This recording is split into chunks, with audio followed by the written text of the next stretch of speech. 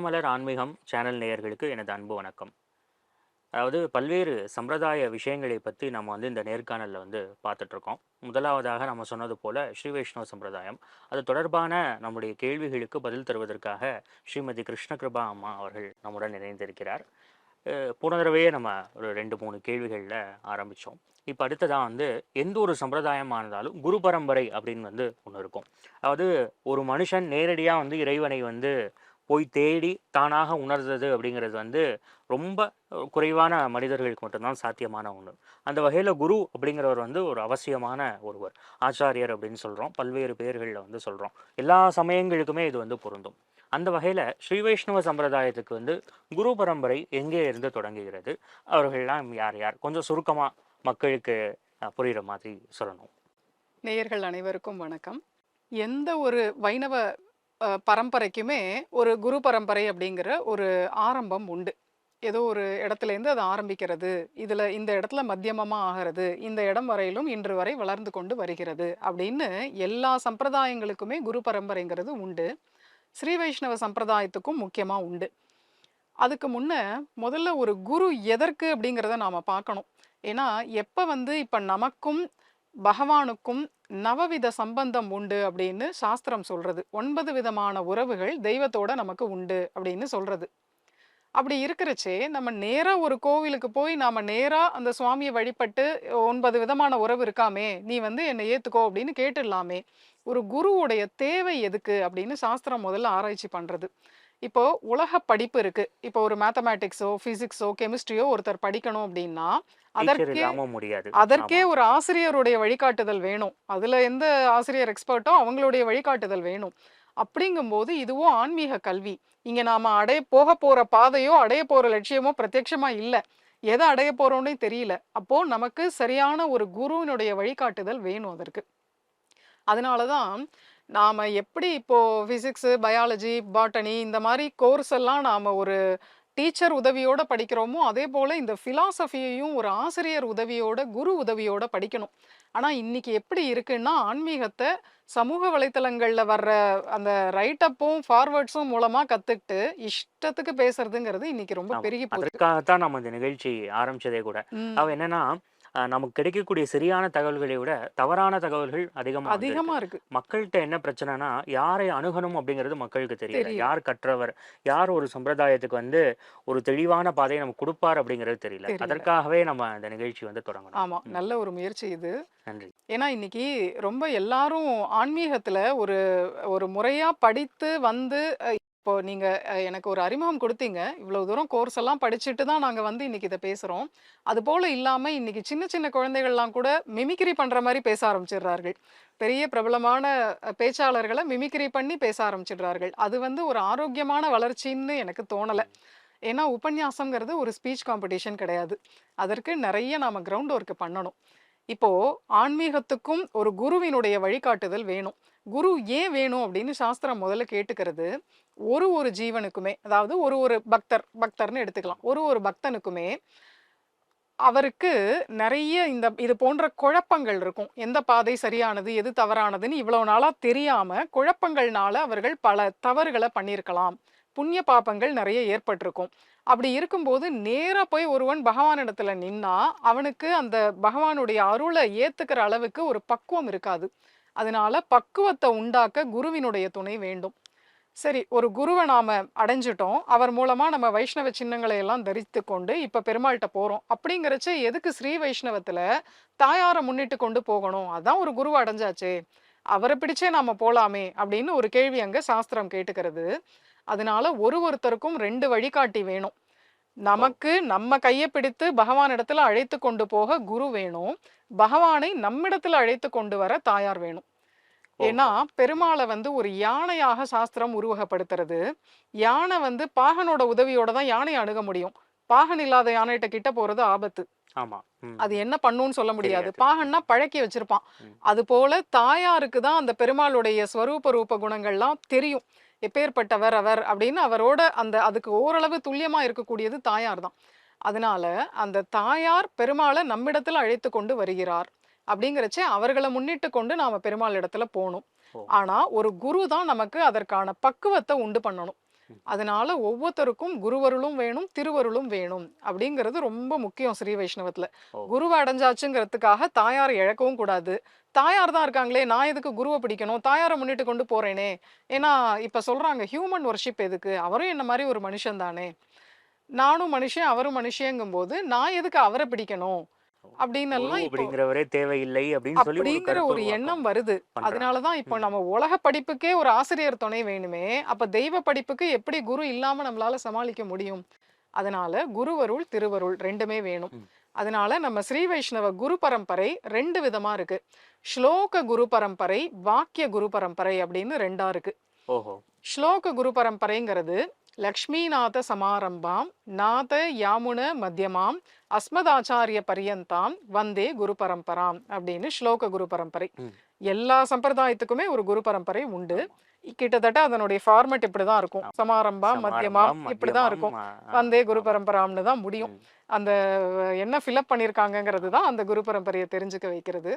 இப்போ லக்ஷ்மிநாதன் அப்படின்னா திருமால், அவரிடத்துல இருந்து தான் இது ஆரம்பமாகிறது. அதனால நாதன்னா கணவனாகிய திரு லட்சுமிக்கு மகாலட்சுமிக்கு கணவனாகிய கணவன். திருமால். ஓகே. ஆமா, மகாலட்சுமியின் கணவனாகிய நாராயணன் நாராயணன். நமக்கு ம். திருமால். அவரிடத்துல இருந்து தான் இந்த குரு பரம்பரை ஆரம்பமாகிறது. லக்ஷ்மிநாத சமாரம்பாம் நாத யாமுன மத்தியமாம். நாதன்னா நாதமுனிகள், ம். யாமுனன்னா யாமுனாச்சாரியர் என்கிற ஆளவந்தார். அவர் அவர் அதுக்கு மத்தியமமா இருக்கார். ஓ நாத யாமுன மத்தியமாம் அஸ்மதாச்சாரிய பரியந்தாம், என்னுடைய ஆச்சாரியர் வரையிலும் இந்த குரு பரம்பரை இன்றளவும் தொடர்கிறது.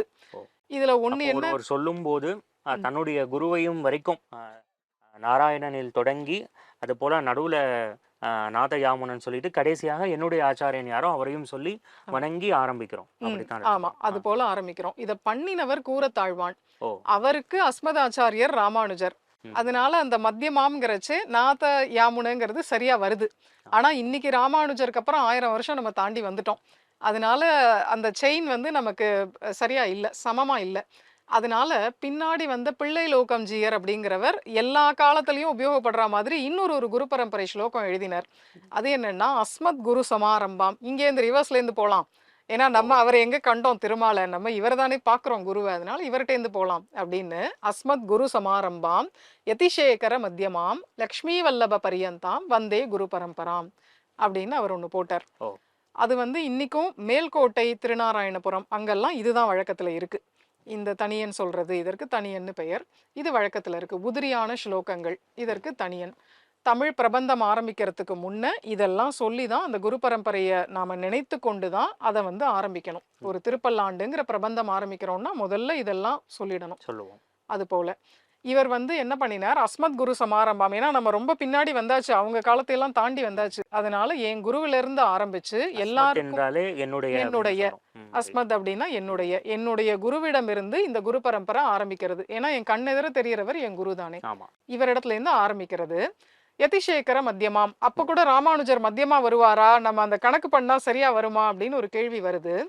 பொதுவாவே முன்னும் பின்னும் எவ்வளவு ஆச்சாரியர்கள் வந்திருந்தாலும் அந்த நடுநாயக மணியாக இருக்கக்கூடியவர் ராமானுஜர் தான் அப்படின்னு ஒரு அபிப்பிராயம் உண்டு ஸ்ரீ வைஷ்ணவர்கள்ல. எதிராஜ அப்படிங்கிறது ராமானுஜரை குறிக்கும். ம். ராமானுஜரை குறிக்கும். எதிராஜர்னா துறவி, துறவிகளுக்கு எல்லாம் அரசன் அப்படின்னு, அது ஓ ராமானுஜரை குறிக்கும்.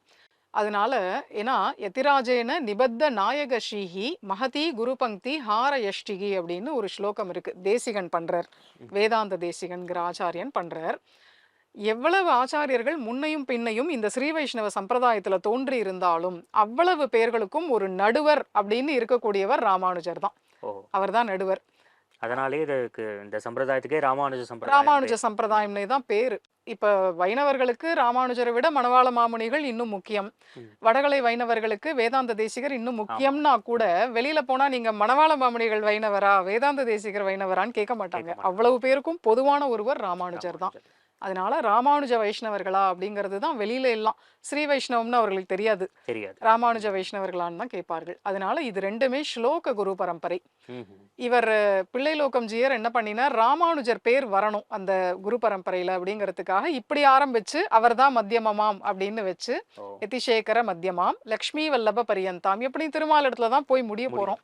அதனால அவர் வரையிலும் இந்த குரு பரம்பரை இப்படி செழிப்பாக வளர்ந்து வருகிறது அப்படின்னு ஒரு தனியன் இவரிட்டார். வாக்கிய குரு பரம்பரைன்னு ஒண்ணு இருக்கு. அது வந்து ஒருத்தரும் தினந்தோறும் சொல்லணும். அவகாசத்துக்கு ஏத்தது போல அவர்கள் சொல்லணும். இல்ல அது வந்து 13 வரிகள் கொண்டது. அதுல சிலவற்றையாவது சொல்லணும்னு இருக்கு வாக்கிய குரு பரம்பரை. அது எப்படின்னா, அஸ்மத் குருப்யோ நமஹா, அஸ்மத் பரம குருப்யோ நமஹா, அஸ்மத் சர்வ குருப்யோ நமஹா அப்படின்னு ஆரம்பிக்கிறது.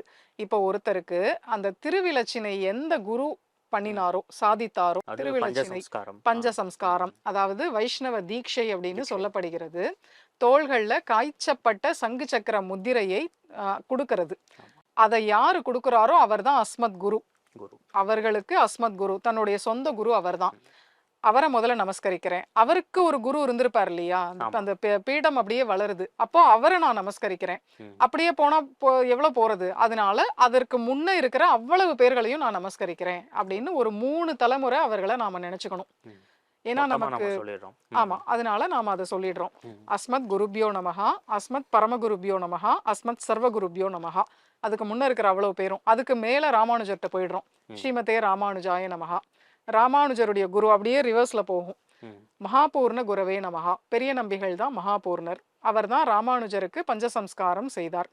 பொதுவாக எவ்வளோ பேர்கிட்ட வேணா நம்ம ஆன்மீக கல்வியை கற்கலாம். ஆனா யாரு வைஷ்ணவ தீட்சை கொடுக்கிறாரோ அவர்தான் முக்கிய ஆச்சாரியன், முக்கிய குரு அவர்தான். ராமானுஜருக்கு அப்படி பண்ணினவர் பெரிய நம்பிகள் அப்படிங்கிறவர் தான்.